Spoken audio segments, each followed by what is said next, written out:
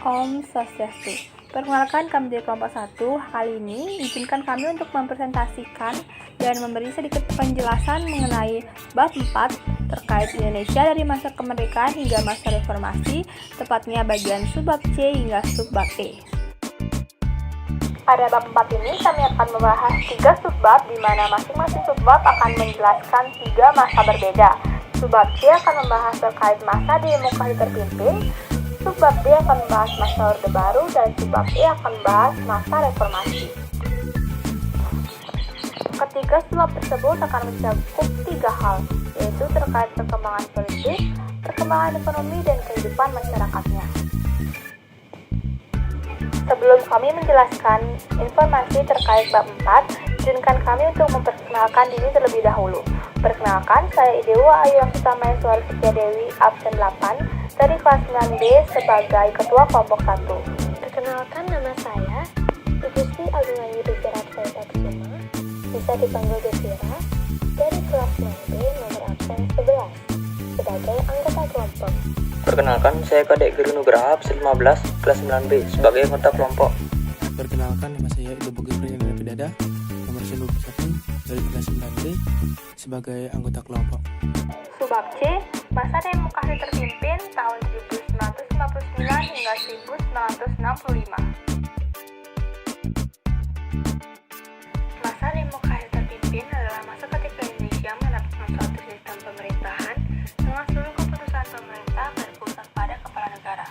Pada saat itu, jabatan kepala negara dijabat oleh Presiden Soekarno, di mana masa demokrasi terpimpin berlangsung sejak dikeluarkannya Dekret Presiden 5 Juli 1959 sampai tahun 1965. Beberapa hal terkait perkembangan politik pada masa demokrasi terpimpin yang pertama yaitu Dekret Presiden 5 Juli 1959. Pada masa tersebut, Presiden Soekarno mengeluarkan sebuah dekret yang dikenal dengan Dekret Presiden 5 Juli 1959 yang isinya mencakup 3 hal. Yang pertama mengenai penetapan pembubaran konstituante, yang kedua penetapan Undang-Undang Dasar 1945 yang berlaku bagi segenap bangsa Indonesia dan seluruh tumpah darah Indonesia, terhitung mulai tanggal penetapan dekret dan tidak berlakunya lagi Undang-Undang Dasar Sementara atau UUDS. Dan yang ketiga mengenai pembentukan MPRS yang terdiri atas anggota DPR ditambah dengan utusan-utusan dan golongan serta pembentukan Dewan Pertimbangan Agung Sementara atau DPAS. Berikut adalah gambar terkait naskah Dekret Presiden. Hal kedua terkait perkembangan politik pada masa demokrasi terpimpin yaitu penyimpangan terhadap Undang-Undang Dasar 1945. Untuk penyimpangan tersebut diantaranya yang pertama, Presiden menunjuk dan mengangkat anggota Majelis Permusyawaratan Rakyat Setara atau MPRS. Seharusnya anggota MPRS ini dipilih melalui pemilu, bukan ditunjuk dan diangkat oleh Presiden. Yang kedua, Presiden mengubarkan Dewan Permusyawaratan Rakyat atau DPR hasil pemilu 1955 dan menggantinya dengan Dewan Permusyawaratan Rakyat Gotong Royong atau DPR-DR. Seharusnya kedudukan Presiden dan DPR adalah setara. Presiden tidak dapat membubarkan DPR dan sebaliknya DPR tidak dapat memberhentikan Presiden. Yang ketiga yaitu terkait pengangkatan Presiden seumur hidup. Seharusnya Presiden dipilih setiap 5 tahun sekali melalui pemilu sebagaimana amanat Undang-Undang Dasar 1945. Hal ketiga terkait perkembangan politik pada masa demokrasi terpimpin yaitu kekuatan politik nasional. Sampai tahun 1961 hanya terdapat 10 partai politik yang diakui oleh pemerintah, yaitu PSI, NU, PKI, Partai Katolik, Partai Indonesia, Partai Murba, PSI, PKI, Partai Kristen Indonesia atau Partido, dan juga Persatuan Serbia Islam atau Persija. Hal keempat terkait dengan perkembangan politik pada masa demokrasi terpimpin yaitu mengenai politik luar negeri. Politik luar negeri yang dilakukan Indonesia adalah politik luar negeri bebas aktif di mana bebas memiliki arti tidak memihak kepada salah satu blok yang ada yaitu blok barat dan juga blok timur. Namun pada masa demokrasi terpimpin, politik luar negeri Indonesia condong ke blok timur. Indonesia banyak melakukan kerjasama dengan negara-negara komunis seperti Uni Soviet, China, Kamboja, Vietnam, dan juga Korea Utara. Terdapat beberapa istilah yang terjadi pada politik luar negeri. Yang pertama yaitu politik dan juga info, politik luar,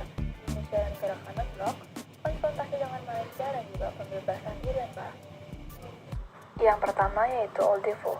OLDEVO merupakan kepanjangan dari The Old Established Forces yang merupakan sebutan untuk negara-negara barat yang sudah mapan ekonominya, khususnya negara-negara kapitalis. Dan NEVO merupakan kepanjangan dari The New Emerging Forces, adalah sebutan untuk negara-negara baru, khususnya negara-negara sosialis. Berikut adalah gambar terkait dengan peristiwa G30 SPKI. Setelah sebelumnya kita membahas mengenai perkembangan politik pada masa demokrasi terpimpin, selanjutnya kita akan bahas mengenai perkembangan ekonomi pada masa demokrasi terpimpin. Terdapat beberapa langkah-langkah yang dilakukan pemerintah untuk memperbaiki kondisi ekonomi di masa ini. Antara lain, yang pertama, pemerintah membentuk suatu Dewan Perancangan Nasional atau Depernas, di mana Depernas dibentuk berdasarkan Undang-Undang Nomor 80 Tahun 1998 dan Peraturan Pemerintah Nomor 2 Tahun 1958. Tugas Dewan ini adalah untuk menyiapkan rancangan undang-undang pembangunan nasional dan berencana serta menilai pelaksanaan pembangunan tersebut. Langkah kedua yang diambil yaitu devaluasi mata uang rupiah. Pada tanggal 24 Agustus 1999, pemerintah mendevaluasi atau menurunkan nilai mata uang, di mana uang Rp1.000 dan Rp500 menjadi Rp100 dan Rp50. Pemerintah juga melakukan pembekuan terhadap semua simpanan di bank-bank yang melebihi jumlah Rp25.000. Berikut adalah gambar terkait devaluasi uang rupiah. Langkah selanjutnya yang diambil pemerintah untuk memperbaiki ekonomi pada masa demokrasi terpimpin yaitu pemerintah melakukan deklarasi ekonomi. Pada tanggal 28 Maret 1963, Presiden Soekarno menyampaikan deklarasi ekonomi atau DEKON di Jakarta. DEKON merupakan strategi dasar dalam ekonomi terpimpin, di mana tujuan utama DEKON adalah untuk menciptakan ekonomi nasional yang bersifat demokratis dan bebas dari imperialisme untuk mencapai kemajuan ekonomi. Materi selanjutnya yang akan dibahas yaitu terkait kehidupan masyarakat pada masa demokrasi terpimpin. Yang pertama terkait kehidupan sosial. Dinamika politik yang terjadi pada masa demokrasi terpimpin berupa persaingan antar kekuatan politik yang ada sehingga berpengaruh terhadap kehidupan sosial masyarakat Indonesia waktu itu.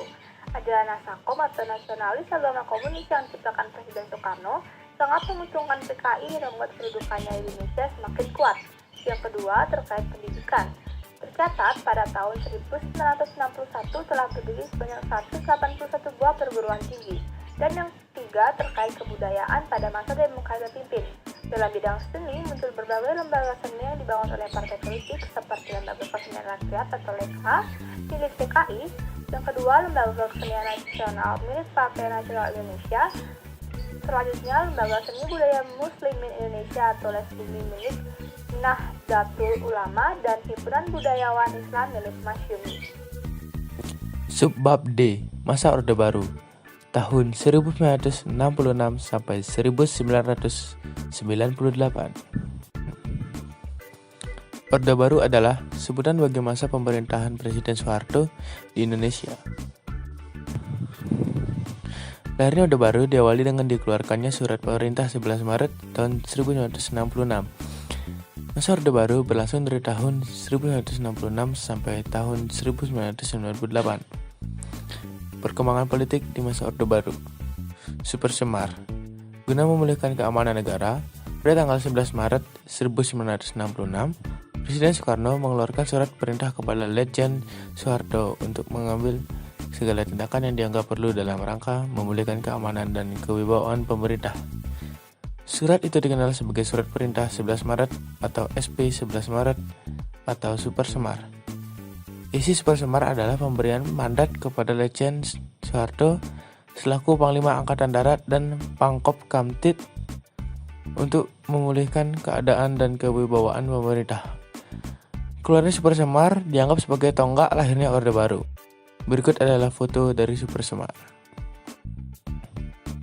Penataan stabilitas politik. Yang pertama, pemulihan politik luar negeri Indonesia bebas aktif. Yang kedua, ketetapan MPRS nomor XII MPRS 1966 tentang kebijaksanaan politik luar negeri RI bebas aktif. Yang ketiga, pemulihan hubungan dengan Malaysia. Yang keempat, kembali menjadi anggota